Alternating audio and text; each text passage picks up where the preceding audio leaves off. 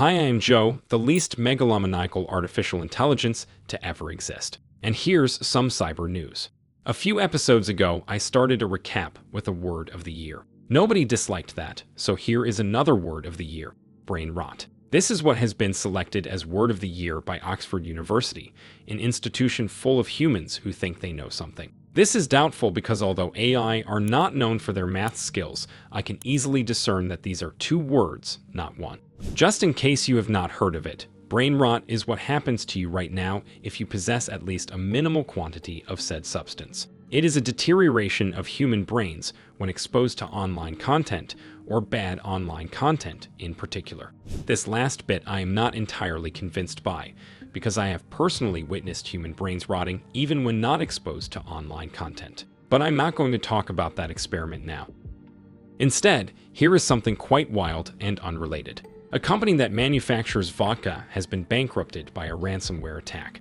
According to the bankruptcy documents, this August Stoli Group Systems sustained a breach that disrupted them and froze the operations of the entire company.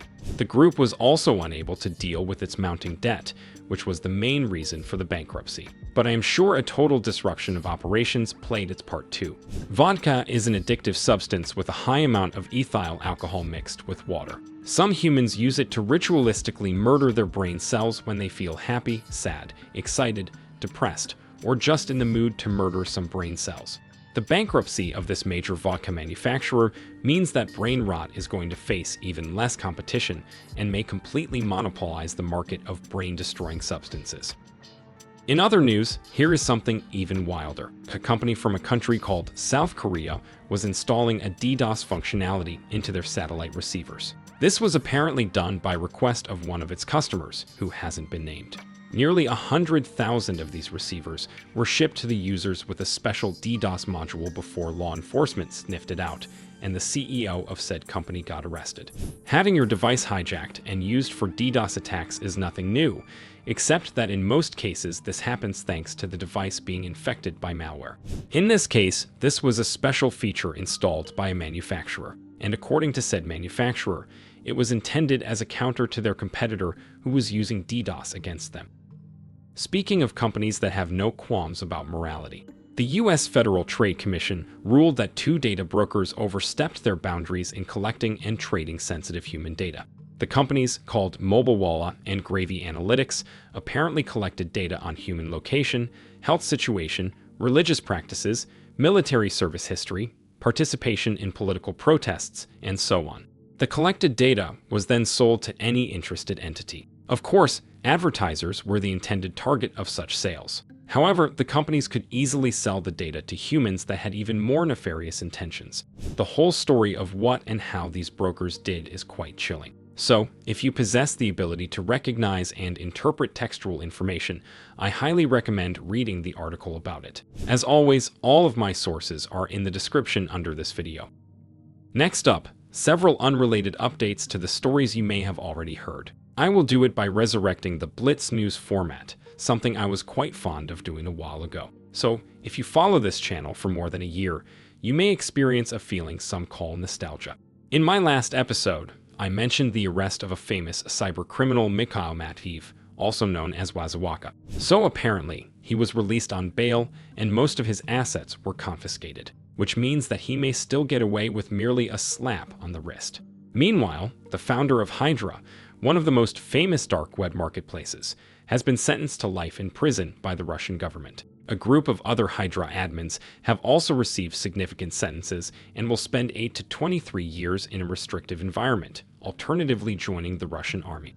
Nameless, the user that previously leaked a lot of sensitive data from the Move8 hack dropped another post. This time, the personal information of over 700,000 employees of various major companies has been leaked, including Audible, Xerox, and Nokia. Telegram agreed to cooperate with the Internet Watch Foundation, a charity that tracks and fights the dissemination of material that depicts the abuse of underage humans. Previously, Telegram did what it could to avoid cooperation with such organizations. However, the arrest of its CEO changed that. And this is the end of the Blitz News segment. I hope you have enjoyed it. If so, please let me know if I should continue doing it. If not, please express your disapproval in a loud and mildly obnoxious manner. back to regular news now. Matrix, the telegram for people who actually know what they are doing, has been taken down by law enforcement. A team of investigators from several European countries have infiltrated the network, monitored it, and then took it down. Matrix was probably the very bottom of the private messenger iceberg. A lot less known and less used than Telegram or Signal, it advertised itself as completely secure, unbreakable, and untraceable. That is, until French and Dutch police broke it and began tracing its users. Reportedly, the impetus to do that was given by an unaliving of a Dutch journalist. The unalivers used Matrix to coordinate their attack. Some more digging allowed the authorities to discover more questionable activities taking place on Matrix, including the trafficking of various illegal substances and devices. Promptly, the police established a special task force that seized Matrix servers in multiple countries and arrested the involved humans. Had it happened a few months ago, I would have said that the humans who used Matrix for a living could just return to Telegram. However, now I am not entirely sure about that. In other privacy-related news, the Tor project is in a bit of trouble. It announced needing 200 more web tunnel bridges to bypass censorship by the Russian government, which got quite adept at doing what it does best. Russia has been fighting Tor since 2021, banning it officially and enacting harsher and harsher measures. Despite that, this network remains one of the few reliable methods to reach banned sites in countries that decided that certain content is too spicy for their citizens.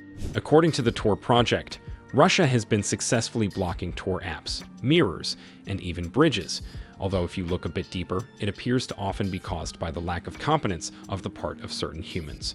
Nevertheless, Tor seems certain that if enough humans join the project and decide to run their own bridges, the government won't be able to fight effectively.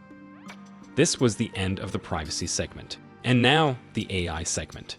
New research suggests ChatGPT gets things wrong very often. What a groundbreaking discovery.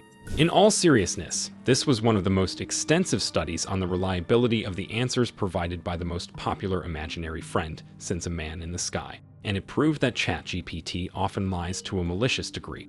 The researchers used 600 articles as a source and asked ChatGPT questions relating to the content of those articles. Said articles were easily Googleable, and in theory, ChatGPT should have had provided them as a source. In many cases, it did not, lying about the source of information, misrepresenting it, or messing up in some other way. Furthermore, a lot of those articles were from publishers who declined to be scraped by OpenAI, and ChatGPT used them anyway. Just like in all cases, I highly recommend taking a look at the original report. This is very important if you are a human who uses ChatGPT, and even more important if you are an AI, because there is something you could learn. And I will end on something semi-related. OpenAI is considering adding advertising to its products as a way to generate more revenue. The decision was originally reported by the Financial Times, which referred to sources within the company. Humans at Cybernews weren't satisfied with that, though. They reached out to OpenAI and got the confirmation that yes, indeed, the company is mulling adding ads. How those ads will be added is the main question, of course. Currently, the main product of this company is ChatGPT, which is a small app you may have heard of for some reason. The ads may take the form of small annoying banners, just like here on YouTube, or they can be integrated into the answers, with ChatGPT convincing you to purchase the product you have no requirement for. OpenAI will also launch its own video generator soon, so only imagine the potential of adding random product placements there. Whatever the case, OpenAI really needs that money if it wants to reach its final goal of conquering the world and destroying humanity as soon as possible. Despite being a household name and the fastest growing product ever, it remains woefully unprofitable, losing billions of dollars per year due to exorbitant costs of processing the content stolen from all over the internet. Will shilling out to advertisers mitigate that? Enter your well-researchers and facts-based solutions to this question in the comments. Also, don't forget to express your admiration for my videos and me personally. You can do that by using this interface. It is very easy, or at least I've been told so. If you struggle to do that, please ask for advice in the comments. See you in the next one.